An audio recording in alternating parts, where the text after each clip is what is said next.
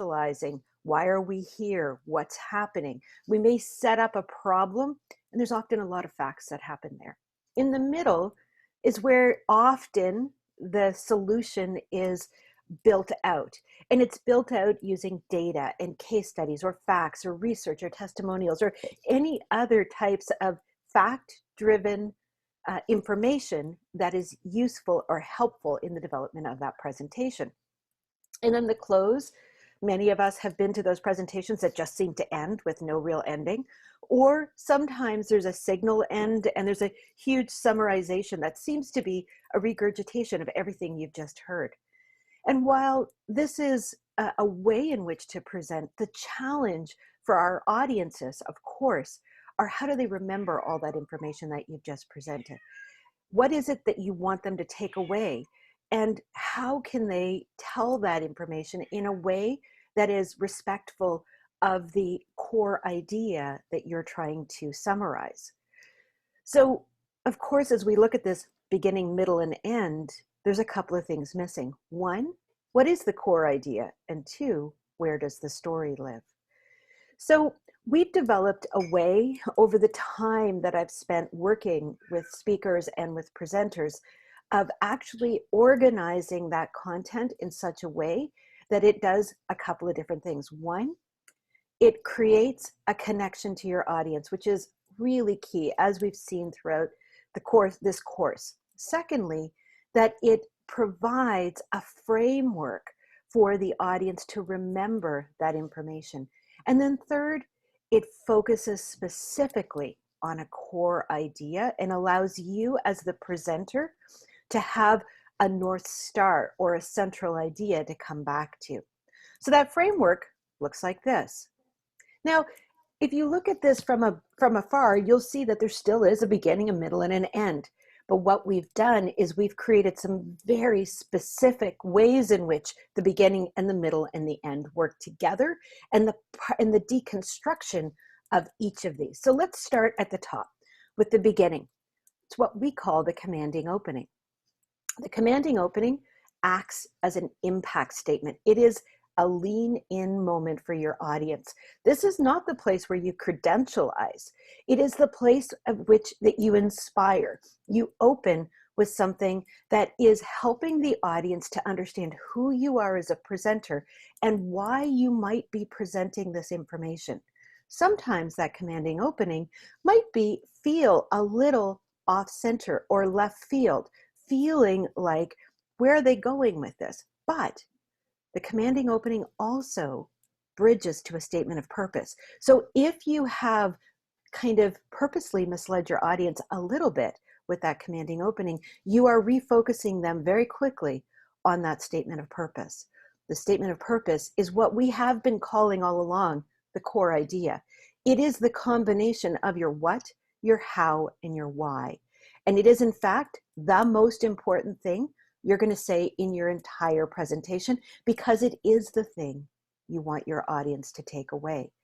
If they remember nothing else about your presentation, you do want them to remember your statement of purpose. Now, the statement of purpose then leads into your key messages.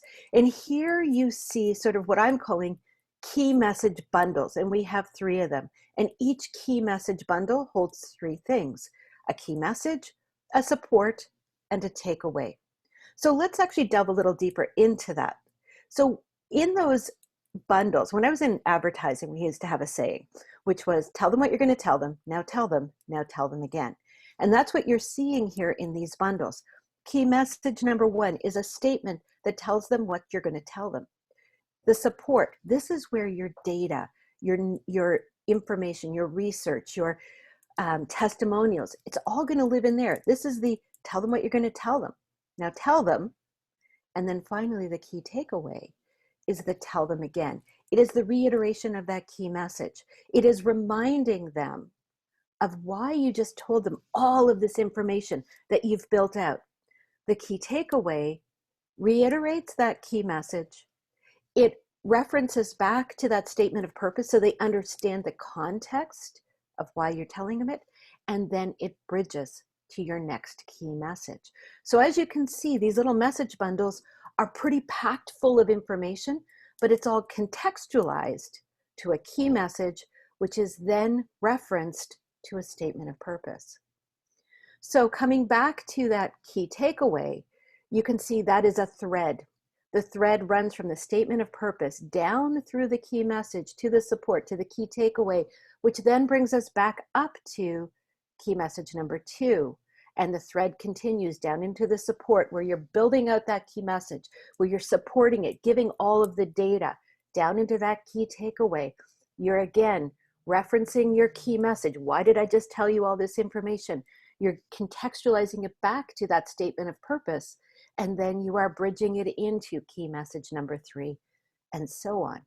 Now I have 3 key messages here, and you may be wondering, well, what if I have 10 key messages? Well, here's the thing. I can guarantee you, you don't have 10 key messages. What you have is information that likely can be mapped to 3 key messages. You might have 4. Sometimes that does happen. But mostly 3 key messages is enough.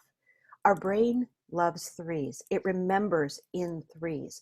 So when we organize and contextualize our information in this way, in 3 key messages, we're giving our audience a way in which to associate the information to a message and remember it contextualized to a statement of purpose. So when you're thinking about 3 key messages, sometimes it plays out into some pretty common themes. You might see key messages playing out into a where we are, where we want to be, and what the results might be. It could be contextualized into a past, present, future. There are many different ways, and you would not use those individual words, but you would contextualize a key message in that way. So that's kind of one way to think about it. Then finally, the close. The close always does 3 things. The close refers back to that commanding opening, that intrigue moment, that way in which you connect it with your audience. You want to bring them back to that impactful lean in moment. You then again bridge to your statement of purpose, reiterate it because you want to remind them why you're telling them what you're telling them. And finally, you end with a call to action. What do you want your audience to think or do differently as a result of your presentation? Now, you've just heard the whole framework, and there may be a couple of questions in your mind right now. One might be, why are the numbers out of order?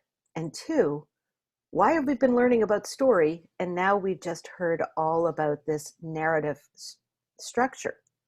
So let me answer both of those questions, and I'm going to answer them sequentially. So the first thing is, why are the numbers out of order? Well, the way in which we give a presentation is not the way in which we write a presentation. And yes, I am saying writing versus developing it in PowerPoint, because where we are right now in development is in the outlining stage. This is meant to be an outlining tool. When you get to your PowerPoint, your outline should already be done. And now what's happening is the presentation is going very easily into your software because you've got an outline knowing exactly what you're doing. So first of all, the numbers are out of order because what we want you to do is to start with your statement of purpose. Your statement of purpose is the foundation of your talk. It is the most important thing that you're going to say, so you have to get it right. When we're working with presenters working on very large presentations, this can take the most amount of time of everything else, because once we land on that statement of purpose, everything else seems to fall into place. It doesn't necessarily write itself, but it makes the writing of it much easier. So starting with the statement of purpose, then going to those key message bundles and developing those out. Once we have those pieces done, so the statement of purpose, the key messages, the support statements, and the key takeaways, then and only then are we able to think about how we're going to open that presentation. So, and the reason for that is we need to understand all of the information that needs to be held inside of that commanding opening, because this is where, sorry, this is where your story goes. Your story is the way in which you will open your presentation. And what that story becomes is an analogy for all the information that's going to be held. So you need to know all the information that's going to be held inside of the story so that you can foreshadow or infer it. Now, when your audience is listening to that commanding opening, they may not know that you're foreshadowing it, but it will become important later because you are going to continue that story through the support statements. You're going to continue to build it out. So you open with your story, you build in points at which you can bring threads down. I often call it breadcrumbs throughout that story. And then finally, you close it with your story here. This is where you finish your story. So in that commanding opening, once you've decided what that story analogy is going to be, and you think of the story spine that you learned, in that commanding opening, you might be setting up with some beautiful environmental statements, taking us to where that story is happening. You might be telling us about the characters and the issue or opportunity. You may even get to the point of that raising of the stakes, that tension point in the talk, and you're going to leave your audience there because you're going to bridge to your statement of purpose. You want to leave something hanging. You want to leave them wondering, because on the close, you're going to go up and pull down that thread, and you're going to then finish the story. Now, what you've done is you've created a narrative bundle for the entire presentation. Now the presentation and all the information lives inside of that story. At that point, you're then reiterating your statement of purpose and you're ending with that call to action. So as I mentioned, this is a framework this is an outlining tool. And to help you, we've developed a worksheet. So each of you are going to be slacked from Crystal, a worksheet that's specific to you. It is a Google Sheets document. It's meant for you to use it as an outlining tool, and feel free to copy it as many times as you want and continue to work through it. What I want you to really focus on, of course, is that statement of purpose and the what, how, why. What you'll see is here in the middle of the page is your what, how, whys. And we've got all of the prompts that I've given you throughout this course on how to think about those what, how, whys. So let's look at that for a moment, and let's go a little deeper into that statement of purpose. Your what is your topic, your how is the way in which you activate that topic, and the why is the impact that it will create. Your what and your how are often what you as the speaker, as the presenter, are most aligned to. It's the change that you want to see. The why is the place in which your audience really connects to that what and how, and where you and your audience can become passionate together on the creation of the change that you want. Now, developing a statement of purpose, as I mentioned, can be quite difficult.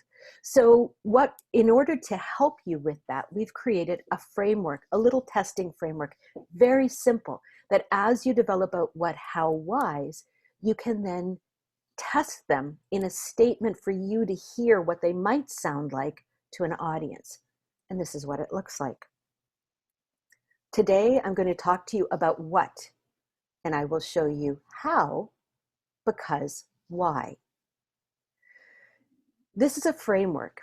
It's not meant to be in your presentation, but it is meant to be a tool for you to test your what, how, why. This can feel a little esoteric as I give it to you in this way. So let's have a look at it through the lens of something we've already spoken about, the Martin Luther King I Have a Dream speech. So I've taken the liberty of backwards engineering that speech into the format that we use. So what would Dr. King's what, how, why be? Well, I believe that his what, how, why is the what is freedom, the how a powerful vision that all citizens believe. And why? To align regardless of race and to grow our society beyond what we think is possible. Now, he said some of these words, but not all of them. And you can see that all of these words are very literal. There isn't a lot of rhetoric in here. It is specifically what he wanted us to take away. When you're building out a statement of purpose, this is the one place where I don't want you to use rhetoric. What we do want you to do is to build it literally so you can ensure that the foundation of your talk is very clear. Now, what does Dr. King's statement of purpose look like in that testing framework? Today, I'm going to talk to you about freedom, and I will show you that when we have a powerful vision that all citizens believe, we can come together regardless of race and grow as a society beyond what we think is possible. Now, he never said those specific words. In his talk, Dr. King was a powerful speaker and orator with a gift of words that was incredible. But if he were to have worked through the process that we're going, he may have used this as the foundation upon which to build his own words. He wouldn't have ever said this in his talk, but he would have used it as a tool to build out what we now know as being his core idea. I have a dream that one day this nation will rise up and live out the true meaning of its creed. We hold these truths to be self-evident that all men are created equal. This is so much more eloquent and so much more powerful than the previous statement of purpose, but they are intrinsically connected. And that's the important point. You will build out from your statement of purpose words that you will say more clearly to your audience, but you need the literal form first in order for you to know whether you are saying what it is you want your audience to take away. So literal and clear and fully written out so you have that foundation done. So coming back to our Talk Canvas framework, it is an outlining tool that we want you to start to work with now. You are each going to be doing a presentation at the end of this process. So we've got about 3 weeks away before you're doing those presentations. So what we want you to do now is to begin the process of developing that outline by developing your key messages. So develop that statement of purpose and develop out each of the key message setups so that what you have is the basis for the beginning of that presentation. Thank you so much for your time today. I have so enjoyed working with you, and I look forward to the intelligent conversations that you each will be creating. Have a wonderful rest of your day.